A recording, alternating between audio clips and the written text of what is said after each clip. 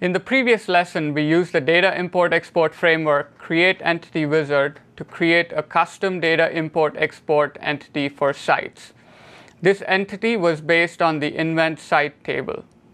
The wizard created the relevant AOT objects, including a target query for the invent site table.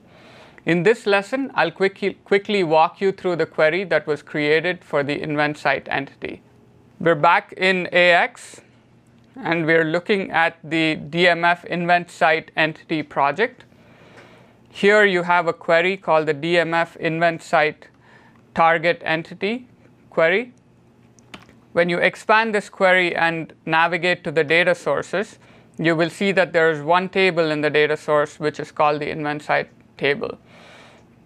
This table contains all of the fields that are part of the invent site table and are used in the target entity query. The invent site entity is a relatively simple entity, and so we don't have any nested data sources. Let's look at a more complex entity. To do that, I'm going to go into the AOT and the queries, and I'm going to find the product target entity. If you look at the product target entity, it's based on the invent table. And when we expand the data sources under invent table, there are a set of nested data sources for this for the invent table. Now, when you create your own custom entity, you could choose to have the wizard generate relationships for foreign keys into the target query.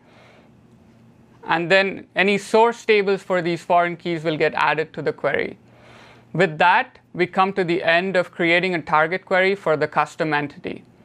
In this lesson, we looked at creating a custom query to populate a target in the data import-export framework.